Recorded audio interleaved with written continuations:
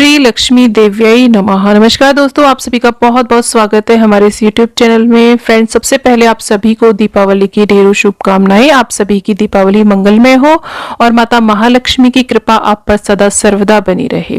Friends, आज की इस वीडियो में मैं दीपावली के लिए हमें किस किस बेसिक सामग्री की आवश्यकता होती है वो आपके साथ शेयर करने जा रही हूँ। तो सबसे पहले देखिए, इसके लिए चौकी लगाई जाती है क्योंकि एक बहुत बड़ा पूजन होता है, पूरे 5 दिन तक ये पूजन चलता है। तो एक चौकी ले लीजिए। चौकी पर बिछाने के लिए आप लाल या पीला कोई भी शुभ रंग का आप वस्त्र ले लीजिए। बेसिकली लाल रंग बहुत महत्वपूर्ण होता है। तो इसके साथ में हमें मूर्ति की आवश्यकता होती है। माता महालक्ष्मी गणेश जी की इस दिन पूजा की जाती है। तो आप मिट्टी की मूर्तियां यदि हर वर्ष नहीं लाते हैं तो आप नहीं ला सकते हैं। नहीं तो आप, अगर आपके पास पहले धातु की बनी हुई मूर्तियां हैं, चांदी की हैं, तो आप उन्हें अच्छे से गंगा जल से स्नान करा दे, पंचामृत से स्नान करा करके भी आप उनका पूजन कर सकते हैं। नहीं तो आप, अगर हर वर्ष आपके परिवार में मूर्तियां नहीं आती है तो आप नहीं ला सकते हैं। तो देखिए, इस तरीके से अगर आपके पास पीतल की या किसी भी धातु की, अष्ट धातु की आपके पास मूर्तियां हैं तो आप उनका भी पूजन कर सकते हैं। तो यहाँ पर देखिए, गणेश जी की और लक्ष्मी माता की और सरस्वती माता का पूजन किया जाता है इस दिन। और इसी प्रकार से आप चाहे तो देखिए, कोई आपके पास तस्वीर हो उनका पूजन कर सकते हैं, या फिर इस प्रकार से देखिए कैलेंडर आते हैं, आप वो भी ला सकते हैं। दीवार पे लगा करके इनका पूजन किया जाता है। तो कुल मिलाकर के हमें एक विग्रह चाहिए जिसका हम पूजन कर सके। तो जैसा भी आपके यहाँ पर होता हो आप वैसा कर सकते हैं। अगर आपके पास देखिए इस तरीके से पुरानी तस्वीर कोई रखी हो जिनका आप पूजन करते हैं, मंदिर में आप रखते हो, तो आप उनका भी पूजन कर सकते हैं, नई भी ला सकते हैं। जैसी भी सुविधा हो आप वैसा कर सकते हैं। साथ में देखिए, यंत्र का पूजन अवश्य रूप से आपको करना चाहिए इन 5 दिनों में, दीपावली वाले दिन। तो श्री यंत्र आता है, ये लक्ष्मी माँ का यंत्र होता है, आप इनका पूजन कर सकते हैं। या फिर एक संपूर्ण कुबेर यंत्र आता है जिसमें बाकी सारे जितने भी यंत्र होते हैं ना, वो सब दिए हुए होते हैं। तो आप ये संपूर्ण कुबेर यंत्र आप ला सकते हैं। इसमें कुबेर यंत्र भी होता है, श्री यंत्र भी होता है, नवग्रह यंत्र भी इसमें होता है। तो आप इनका पूजन कर सकते हैं। तो यंत्र का पूजन आपको अवश्य रूप से करना चाहिए और आप इन्हें मंदिर में भी स्थापित कर सकते हैं। साथ में देखिए, नवग्रह की स्थापना यदि आप चावल से नहीं करना चाहते हैं तो इस तरीके का यंत्र आता है। नहीं तो संपूर्ण कुबेर यंत्र में तो ये यंत्र दे ही रखा है, वहां पर भी आप पूजन कर सकते हैं या अलग से भी ऐसे ले सकते हैं। अब देखिए, दीपावली दियों का त्योहार होता है। बेसिकली मिट्टी के दिए हमें लेने होते हैं, मोमबत्ती वगैरह का नहीं, और मिट्टी के दिए का बहुत ज्यादा महत्व रहता है। और इसमें देखिए, एक बड़ा दिया लिया जाता है जो कि रात्रि भर जलता है, अखंड दिया जलाया जाता है। साथ में आप देखिए 21, 51 जितने चाहे उतने आप ज्यादा से ज्यादा दीपक ले सकते हैं। और इस तरीके के देखिए डेकोरेटिव दिए भी आते हैं मार्केट में, तो जैसे भी आपको मिल पाए आप वैसे ले सकते हैं।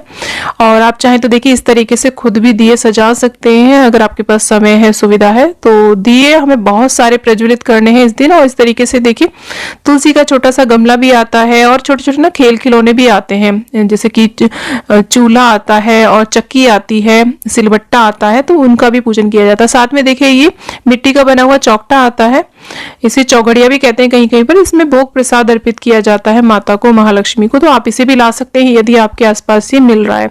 बाकी दीपावली के समय पर ना बहुत सारा सामान ऐसा मिलता है जो हमारे आसपास भी नहीं मिलता है ना, तो वो बाहर से ला करके बेचते हैं। और इसी तरीके से देखिए, हमें बातियां चाहिए होती है, बहुत सारी बातियां, चाहे तो आप खुद बना लीजिए, मार्केट से भी ला सकते हैं।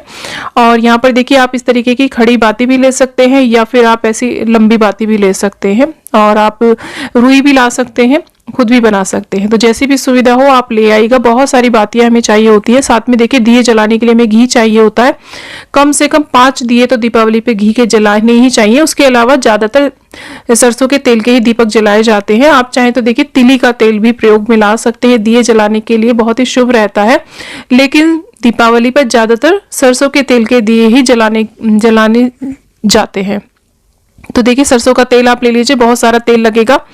और देसी घी के 5 दिए तो आप अवश्य जलाइएगा। और पूजा के थाल में हमें क्या क्या चीजें चाहिए होंगी, तो यहाँ पर देखिए, धूप दीपक आप इस तरीके का देखिए, कमल के जैसा दीपक है, इसका भी प्रयोग कर सकते हैं। आप चाहें तो वैसे तो मिट्टी के दिए जलाए ही जाते हैं, एक बड़ा दीपक माँ के आगे जलाया जाता है। उसके साथ में देखिए, आप यहाँ पर हल्दी, कुमकुम, अक्षत और चंदन, ये जो हमारा चौकटा होता है वो ले लीजिए आप यहाँ पर। और इसी के साथ में कपूर आरती करने के लिए हमें चाहिए होगी, तो कपूर ले लीजिएगा। और साथ में गंगा जल हमें चाहिए। और वस्त्र रूपी अर्पित करने के लिए हमें कलावा चाहिए, जनेऊ चाहिए, 2-3 जनेऊ ले लीजिएगा।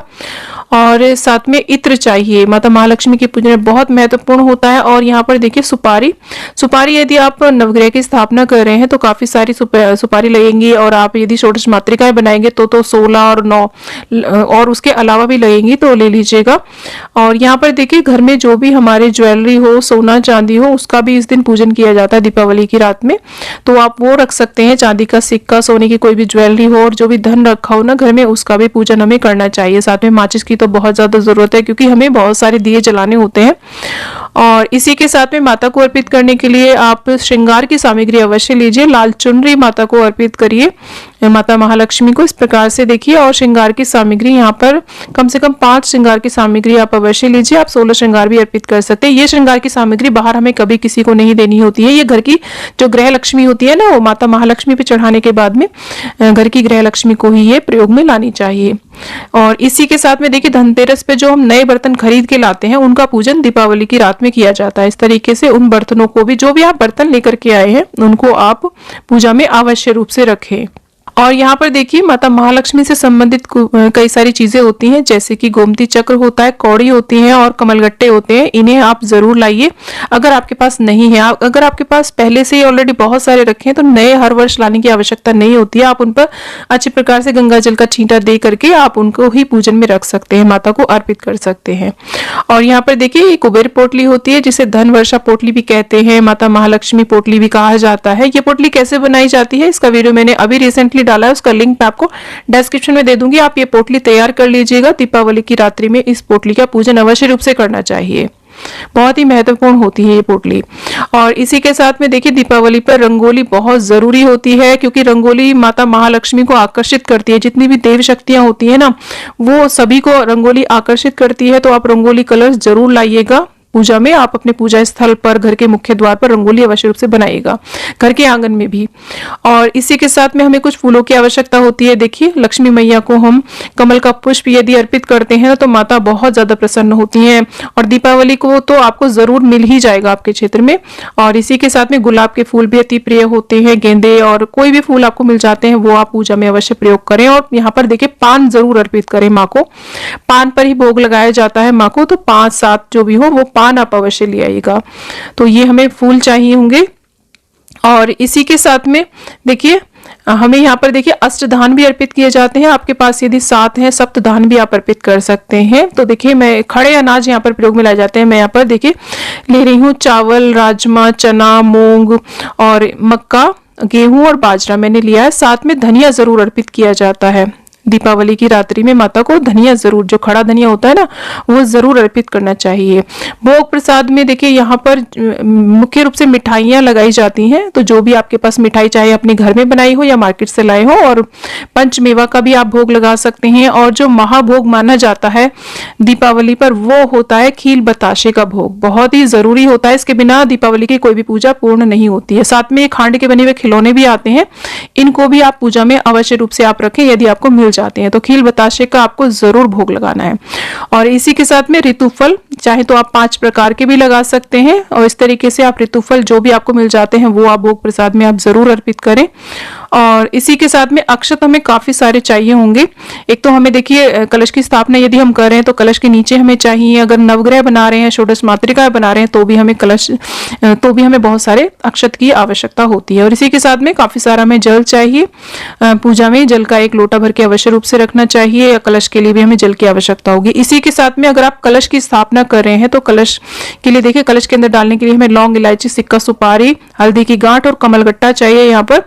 और सर्व औषधि भी आप डाल सकते हैं, आम के, अशोक के या पान के पत्ते हमें चाहिए, और एक कलश चाहिए।